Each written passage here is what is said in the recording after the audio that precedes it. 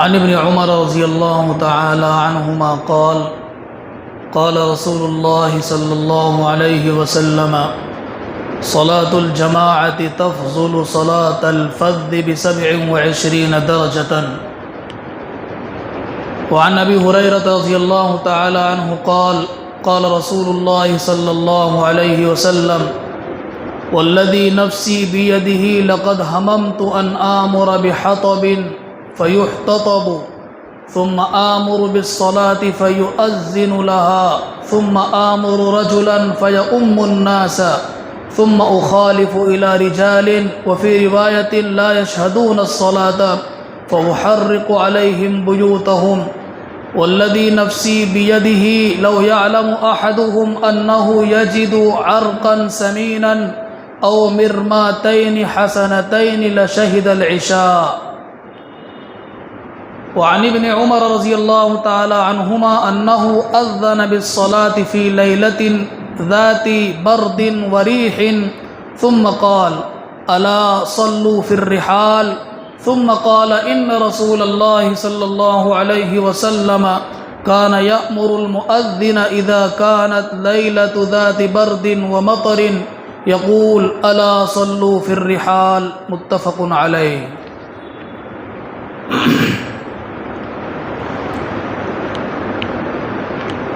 جماعت اور اس کی فضیلت کا بیان. جو احادیث ابھی آپ کے سامنے تلاوت کی گئی ہیں، ان احادیث میں 3 طرح کی باتیں نبی پاک صلی اللہ علیہ وسلم نے بیان فرمائی ہیں. پہلی بات، جماعت کے ساتھ پڑھی جانے والی نماز کی فضیلت اور ثواب کیا ہے. دوسری بات، جماعت کے ساتھ نماز پڑھنے کا شرعی حکم کیا ہے. اور تیسری بات، وہ کون سی چیزیں ہیں کہ جن کی وجہ سے جماعت کو چھوڑنا یعنی تنہا نماز پڑھنا گھر کے اندر یا کہیں اور دکان یا کسی اور جگہ پر جائز ہے. وہ کون سی ایسی چیزیں ہیں کہ جن کی وجہ سے جماعت کو چھوڑ کر تنہا نماز پڑھنا جائز ہے. یہ 3 باتیں 3 مختلف احادیث میں اللہ کے نبی صلی اللہ علیہ وسلم نے بیان فرمائی ہے. سب سے پہلی حدیث میں نبی علیہ السلام نے جماعت سے پڑھی جانے والی نماز کے ثواب کا تذکرہ کیا ہے. اس حدیث کو روایت کرنے والے خلیفہ دوم حضرت عمر ابن خطاب رضی اللہ تعالی عنہ کے بیٹے حضرت عبداللہ ابن عمر ہیں. بہت ذہین صحابی تھے، اور جن صحابہ نے حضور علیہ السلام سے بہت ساری احادیث نقل کی ہیں ان میں حضرت عبداللہ ابن عمر رضی اللہ تعالی عنہما بھی ہیں.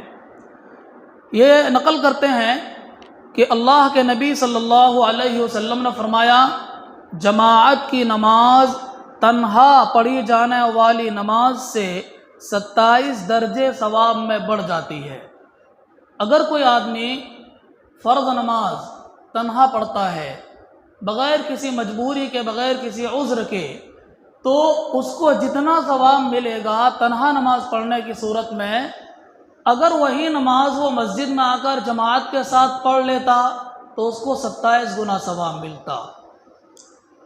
اس حدیث میں اللہ کے نبی صلی اللہ علیہ وسلم سے 27 گنا ثواب کے بیان کرنے کا ذکر ہے، جبکہ اس کے علاوہ اور بہت ساری احادیث ہے جس میں نبی پاک علیہ السلام نے جماعت کے ساتھ پڑھی جانے والی نماز کے ثواب کو 25 درجہ بڑھا کر کے بتایا ہے. یعنی یہ فرمایا کہ تنہا نماز پڑھی جانے والی نماز کے مقابلے میں جماعت کے ساتھ اگر نماز پڑھی گئی ہے تو 25 گنا ثواب ملے گا.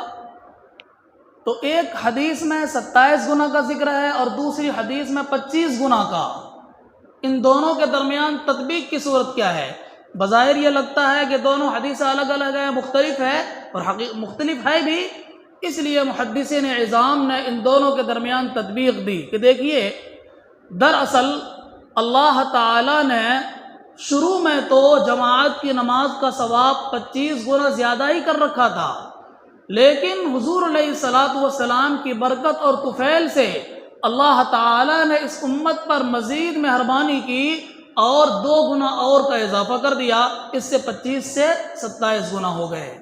ایک وجہ تو یہ بیان کی محدثین نے، اور دوسری وجہ یہ بتائی کہ یہ جو الگ الگ ثواب کا تذکرہ ہے یہ نمازیوں کے خشوع اور خضوع کے اعتبار سے ہے۔ جس نمازی کے اندر خشوع خضوع بہت زیادہ ہے، کامل درجے کا خشوع ہے، اللہ رب العزت کی جانب ذہن و دماغ پورے طور پر حاضر رکھ کر نماز پڑھتا ہے، ان کو 27 درجے کا ثواب ملے گا، اور جن کے اندر اس درجے کے کمال کے ساتھ خشوع نہیں ہے تو ان کو 25 درجے کا ثواب ملے گا۔ اس طریقے پر محدثین نے دونوں حدیثوں کو جمع کیا ہے اور تعارض کو دور کیا ہے۔ ایک بات تو اس حدیث کے اندر یہ بیان فرمائی۔ اگلی حدیث حضرت ابو ہریرہ رضی اللہ تعالی عنہ سے ہے۔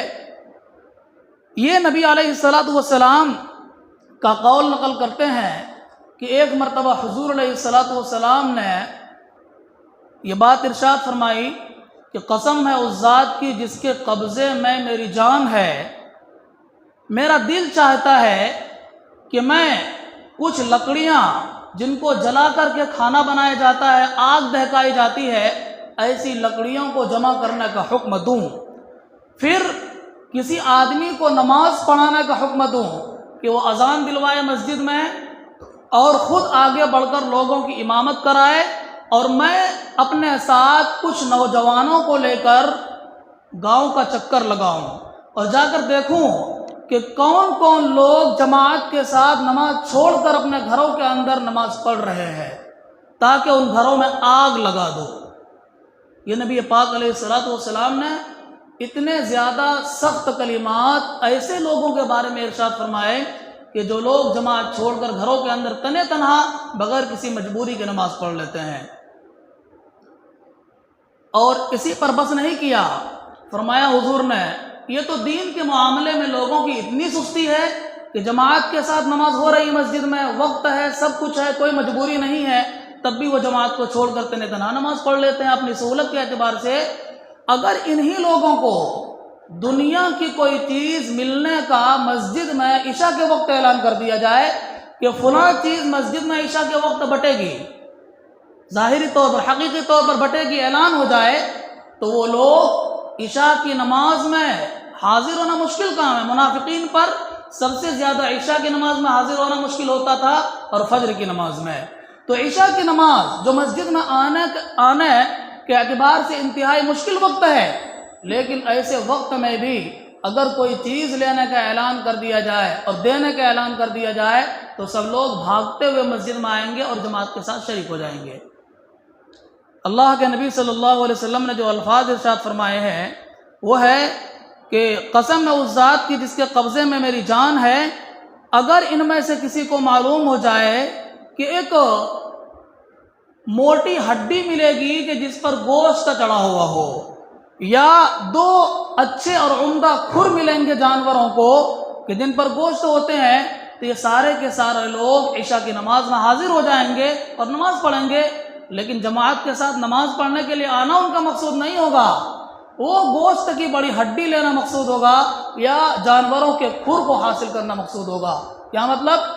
دنیاوی چیز کو حاصل کرنے کے لیے لوگ اپنی مشقت برداشت کرنے کے لیے، اپنے وقت کو قربان کرنے کے لیے اور مجاہدہ کرنے کے لیے تیار ہو جاتے ہیں، لیکن دین کے معاملے میں اتنی سستی کہ جماعت کے ساتھ پڑھی جانے والی نماز کا ثواب اللہ تعالیٰ 27 گنا بڑھا کر دینے کا اعلان کیے ہوئے ہیں، لیکن اس کی اہمیت سمجھ میں نہیں آتی، تنہا تنہا گھروں کے اندر نماز پڑھ لیتے ہیں۔ یہ جو سخت باتیں ہیں نبی پاک علیہ السلام کی جانب سے کہ میرا دل چاہتا ہے کہ ایسے لوگوں کے گھروں کو آگ لگا دو، پھر دوسری حدیث میں ہے حضور نے آگ لگائی نہیں، صرف اپنی رائے ظاہر فرمائی تھی، اپنا خیال ظاہر فرمایا تھا، آگ نہیں لگائی۔ کیوں؟ دوسری حدیث کے اندر ہے کہ اللہ کے نبی صلی اللہ علیہ وسلم نے فرمایا کہ اگر گھروں کے اندر عورتیں نہ ہوتی اور گھروں کے اندر بچے نہ ہوتے تو میں ضرور آگ لگا دیتا، لیکن نہیں لگا سکتا، چونکہ بچوں پر مسجد میں آ کر نماز پڑھنا ان پر تو فرض ہی نہیں ہے کہ جائے کہ مسجد میں آ کر نماز پڑھے، اور عورتوں پر گھروں کے اندر نماز پڑھنا ہے، مسجد میں آ کر ان کے لیے نماز پڑھنا، یہ نبی پاک علیہ السلام کے زمانے میں بھی زیادہ اچھا کام نہیں تھا۔ اجازت تھی اس وقت، عورتیں آتی تھی، یہ الگ مسئلہ ہے، جس کی جانب میں جانے کی کوشش کر رہا ہوں لیکن جاؤں گا نہیں۔ نبی پاک علیہ السلام کے زمانے میں عورتیں مسجد میں جاتی تھی، نماز پڑھتی تھی، بہت ساری حکمتیں اور مصلحتیں تھیں جو حضور علیہ السلام کے انتقال فرما جانے کے بعد نہیں مل سکتی تھی۔ اس لیے حضرت عمر رضی اللہ تعالی عنہ نے عورتوں کے اوپر مسجد میں آنے پر پابندی لگا دی تھی۔ کیوں لگائی تھی؟ حضرت عائشہ رضی اللہ تعالی عنہ فرماتی ہیں کہ اگر نبی پاک علیہ السلام کو عورتوں کے ان معاملات کا یا زمانے کی فتنوں کا علم ہو جاتا تو حضور علیہ السلام اپنے زمانے میں ہی عورتوں کو مسجد میں آنے سے منع کر دیتے۔ بخاری شریف کی روایت ہے، حضرت عائشہ کہہ رہی ہے جو نبی پاک علیہ السلام کے مزاج کو اچھی طرح پہچاننے والی ہے، مزاج نبوت کے شناس ہیں آپ، اس کے باوجود کہہ رہے حضور منع کر دیتے۔ اگر آج حضور علیہ السلام حیات سے ہوتے، باحیات ہوتے، زندہ ہوتے تو ضرور منع کرتے۔ اس کا مطلب یہ ہے کہ اب عورتوں کا مسجد میں آنا اس دور میں جبکہ خیر القرون کا زمانہ تھا، ابھی خیر کا غلبہ تھا اور لوگ شریر ہو رہے تھے، لیکن اتنا زیادہ لوگ شریر نہیں ہوئے تھے ابھی، لیکن اس کے باوجود بھی حضور نے اور بلکہ صحابہ کرام نے عورتوں کو مسجد میں آنے سے نماز پڑھنے کے لیے منع کر دیا تھا، اور اس طرح کی بے شمار روایات ہیں۔ خیر، تو جماعت کے ساتھ نماز جو لوگ نہیں پڑھتے ہیں ان کے بارے میں نبی پاک علیہ السلام نے باوجود کہ انتہائی شفیق ہے امت پر، کبھی بھی امت کے لیے تکلیف کو گوارا نہیں کر سکتے، امت کی تکلیف کو گوارا نہیں کر سکتے، لیکن اس کے باوجود بھی اتنے دھمکی آمیز الفاظ کہ میرا دل چاہتا ہے کہ میں ان کے گھروں کو جلا دوں جو لوگ مسجد میں جا کر جماعت کے ساتھ نماز نہیں پڑھتے ہیں۔ یہ حدیث ہے، اور اسی طرح اور بھی اس طرح کی دوسری احادیث ہے۔ ان مختلف احادیث کی بنیاد پر فقہائے کرام کے درمیان میں اختلاف ہوا ہے۔ اب بہت سے لوگ کہتے ہیں کہ کیا کسی فقیہ کی بات مانتے ہیں، ڈائریکٹ حدیث اور قرآن پر عمل کیوں نہیں کر لیتے؟ بھائی قرآن و حدیث میں، بلکہ حدیث میں کہیے مختلف باتیں ہیں، مختلف موقع کی ہے، آپ کیسے سمجھیں گے کہ کون سی حدیث پر ہمیں کس وقت عمل کرنا ہے؟ اور صورتحال یہ ہے کہ تمام حدیثوں پر عمل کرنا ممکن بھی نہیں ہے۔ کیا کیا جائے؟ ایسے وقت میں ہمیں ضرورت پڑے گی کہ جو لوگ شریعت کے مزاج کو اچھے طریقے سے سمجھے ہوئے ہیں، جنہوں نے نبی پاک علیہ السلام کے تمام اقوال کو اپنے سینے میں محفوظ کیا اور ان تمام احادیث کے مفہوم کو سمجھا، نبی پاک علیہ السلام کے مقصد کو سمجھا، ان کی جانب رجوع کرنے کی۔ اور یہ چاروں امام ہیں، جن میں سے ایک امام ابو حنیفہ ہے، دوسرے امام شافعی ہیں، تیسرے امام احمد ابن حنبل ہے، اور چوتھے امام مالک علیہم الرحمہ ہے۔ یہ سارے بڑے وہ لوگ ہیں جنہوں نے قرآن و حدیث میں غور کر کے دین کے تمام مسائل کو یکجا کر کے رکھ دیا ہے۔ اتنا بڑا احسان ہے ان لوگوں کا کہ ہم ان کے احسان کا بدلہ نہیں چکا سکتے۔ کیسی محنت کی انہوں نے کہ ساری قرآن کی آیات میں غور و فکر کیا، ساری حدیث میں غور و فکر کیا، پھر ایک ایک حدیث میں غور و فکر کر کے جو بات صحیح سمجھ میں آئی، لوگوں کے مشورے سے، تنہا نہیں، علماء کی ٹیم بنا کر کے باضابطہ مسئلے کو لکھا ہے۔ کتنا مشکل کام تھا۔ ان کے علاوہ اور بھی بہت سارے ائمہ کرام گزرے ہیں، لیکن ان میں سے کسی کا فقہ بھی جامع نہیں تھا، یعنی ایسا فقہ انہوں نے تیار نہیں کیا تھا کہ تمام مسائل کو حاوی ہو، تمام چیزوں میں ان کے فتوے اور ان کے مسئلے نکالے ہوئے موجود ہو، تمام چیزوں میں نہیں تھے۔ اس لیے ان کے فقہ کی اتباع کرنا، ان کو امام بنا کر کے ان کی پیروی کرنا مشکل کام تھا۔ یہی چار لوگ ہیں جنہوں نے دین کے تمام مسائل کو یکجا کیا اور ہر حکم کو واضح کیا ہے۔ اس لیے ان چاروں ائمہ کے بارے میں یہ فیصلہ ہے متفقہ کہ جو بھی ان چاروں کی اتباع کرے گا، یعنی جو بھی ان چاروں کی تقلید کرے گا، وہ راہ راست پر رہے گا اور جنت میں جائے گا۔ یہ الگ چیز ہے کہ کس کا راستہ زیادہ بہتر ہے، کس کا زیادہ بہتر نہیں ہے، یہ الگ چیز ہے، لیکن ساروں کے راستے ایسے ہیں کہ اگر کسی ایک کے راستے پر چل لیے تو کامیابی یقینی ہے۔ یہ یاد رہے کسی ایک کے راستے پر چلنا ہے، ایسا نہ ہو کہ کبھی امام صاحب کو مان لیے، کبھی امام شافعی صاحب کو مان لیے، کبھی امام مالک کو مان لیے، ورنہ پھر ایک مرحلہ ایسا آتا ہے کہ آدمی کہیں کا نہیں رہتا۔ اس کی مثال ایسی ہے جیسے کوئی آدمی دریا کا سفر کر رہا ہو اور دو کشتی پر اپنی دونوں ٹانگیں الگ الگ رکھی ہوئی ہو، کب وہ دونوں کشتیاں الگ ہو جائیں گے اور دریا میں گر جائے گا کچھ نہیں کہا جا سکتا۔ ایسے ہی حال ہے ائمہ کرام کا، بعض مسائل ایسے نازک ہیں کہ اگر دونوں مسلک پر عمل کریں گے تو کہیں کے بھی نہیں رہیں گے۔ مثال کے طور پر امام ابو حنیفہ رحمہ اللہ کے نزدیک خون نکلنے سے وضو ٹوٹ جاتا ہے، اور امام شافعی رحمہ اللہ کے نزدیک خون نکلنے سے وضو نہیں ٹوٹتا۔ جو لوگ شفافہ کے مسلک کے مطابق چلتے ہیں ان کو اچھی طرح بات معلوم ہے کہ خون نکلنے سے وضو نہیں ٹوٹتا۔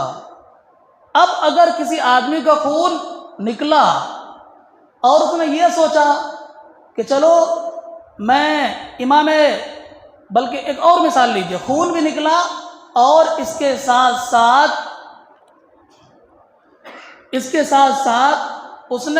اس آدمی نے عورت کو بھی چھوا ہوا ہے۔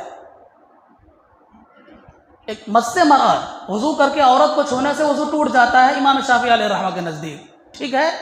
تو یہ دو صورتیں ان کے سامنے نکل کر آئی کہ خون بھی نکلا بدن سے وضو کرنے کے بعد اور عورت کو بھی جا کر چھو لیا۔ اب مسئلہ یہ ہے کہ امام صاحب رحمۃ اللہ علیہ کے نزدیک تو خون نکلنے سے وضو ٹوٹ جاتا ہے، لیکن عورت کو چھونے کی وجہ سے وضو نہیں ٹوٹتا امام صاحب رحمۃ اللہ علیہ کے نزدیک، اور امام شافعی کے نزدیک ٹوٹ جاتا ہے۔ تو خون نکلنے سے امام صاحب کے نزدیک ٹوٹتا ہے لیکن امام شافعی کے نزدیک نہیں ٹوٹتا ہے، اور عورت کو چھونے سے امام صاحب کے نزدیک نہیں ٹوٹتا اور امام شافعی کے نزدیک ٹوٹ جاتا ہے۔ اب ایسا آدمی کسی کے نزدیک باوضو رہا، اگر وہ یہ سوچے کہ خون نہیں نکلا ہے، امام شافعی علیہ الرحمہ کے مسلک پر میں عمل کر لوں گا اور وضو نہیں کروں گا، ایسے ہی نماز پڑھ لوں گا، ٹھیک ہے، لیکن اس نے جا کے عورت کو بھی چھو لیا۔ اب وہ یہاں یہ سوچے کہ چونکہ مس مراد عورت کو چھونے سے امام ابو حنیفہ رحمہ اللہ کے نزدیک وضو نہیں ٹوٹتا، اس لیے میں ایسے نماز پڑھ لیتا ہوں۔ تو ذرا یہ بتائیں کسی کے نزدیک بھی اس آدمی کا وضو رہا؟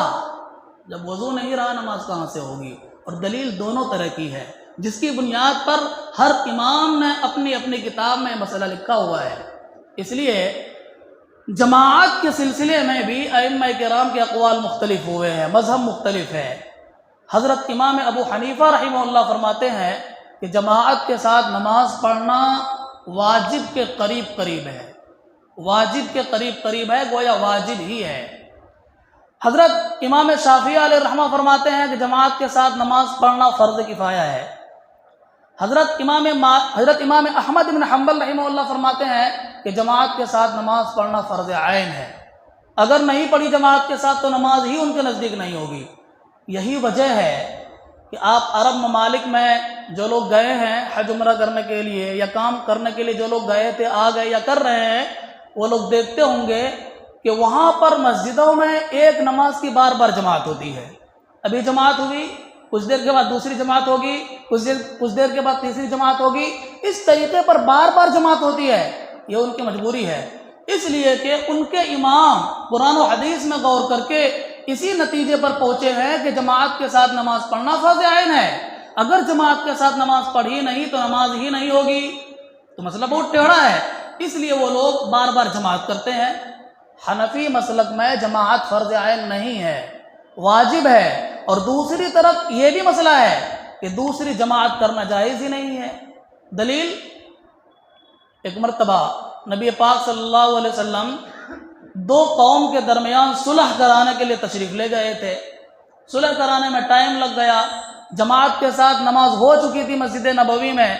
آپ صلی اللہ علیہ وسلم گھر تشریف لائے، اپنی اہلیہ اپنے گھر والوں کو جمع کیا، اور گھر والوں کو جمع کر کے آپ نے گھر میں جماعت کے ساتھ نماز پڑھی۔ مسجد میں جا کر، جبکہ مسجد نبوی قریب ہے حضور کے گھر سے، وہاں جا کر صحابہ کرام کو اکٹھا کر کے جماعت کے ساتھ نماز نہیں پڑھی۔ کیا مطلب؟ اگر مسجد میں دوسری مرتبہ جماعت کرنا جائز ہوتا، ثواب کا کام ہوتا، تو اللہ کے نبی صلی اللہ علیہ وسلم چند صحابہ کو لے کر مسجد میں جا کر دوسری جماعت کر لیتے۔ اس بنیاد پر حنفی مسلک میں ہے کہ دوسری جماعت کرنا مکروہ تحریمی ہے، جائز نہیں ہے، ایسی مسجد میں جس مسجد میں امام، مؤذن اور نمازی متعین ہو۔ یاد رہے، کچھ مسجدیں ایسی ہوتی ہیں کہ جہاں باضابطہ امام نہیں ہے، مؤذن بھی نہیں ہے، جماعت اور نماز کے ساتھی بھی متعین نہیں ہے، جو آ گئے جماعت کے ساتھ نماز پڑھ لیے، تو وہاں تو دوبارہ سے جماعت کر سکتے ہیں۔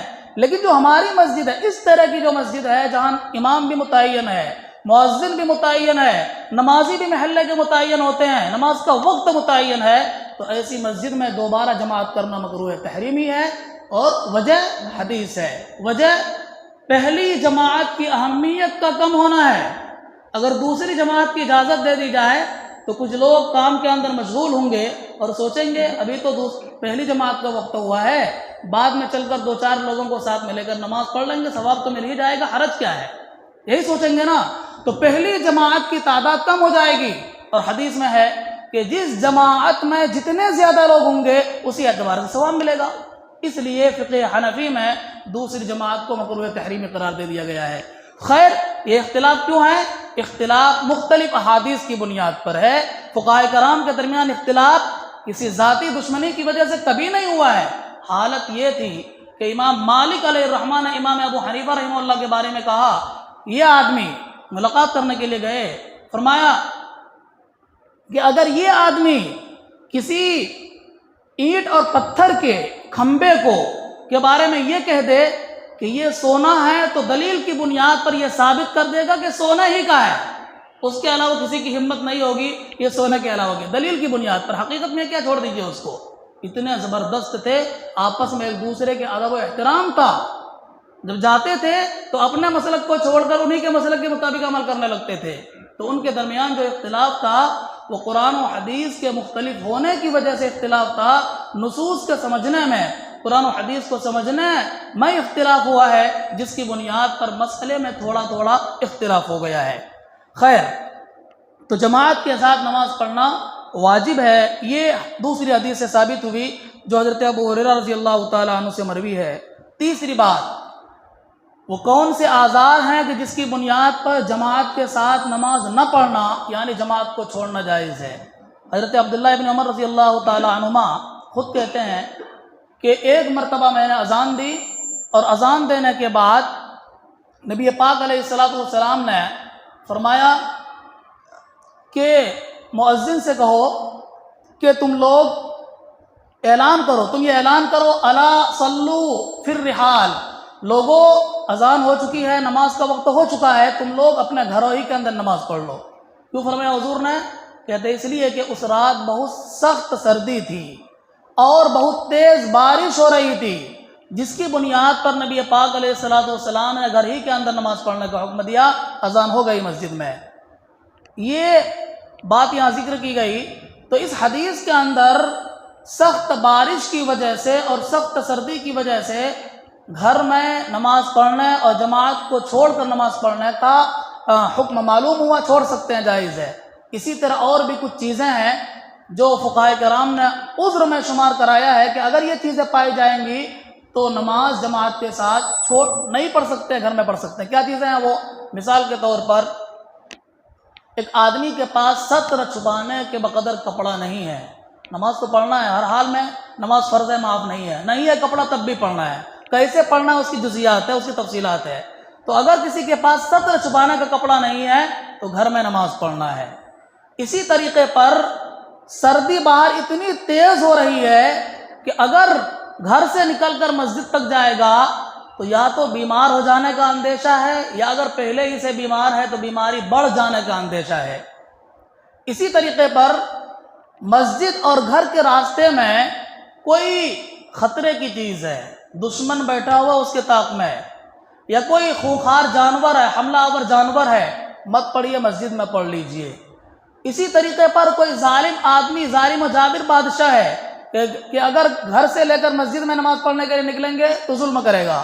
اس طرح کی چیزیں ہیں جس کی بنیاد پر فقہاء کرام نے یہ حکم دیا ہے کہ یہ چیزیں اگر پائی جائیں تو جماعت چھوڑ کر مسجد میں نماز پڑھ سکتے ہیں، لیکن ان کے علاوہ کسی اور وجہ سے جماعت چھوڑنا جائز نہیں ہے۔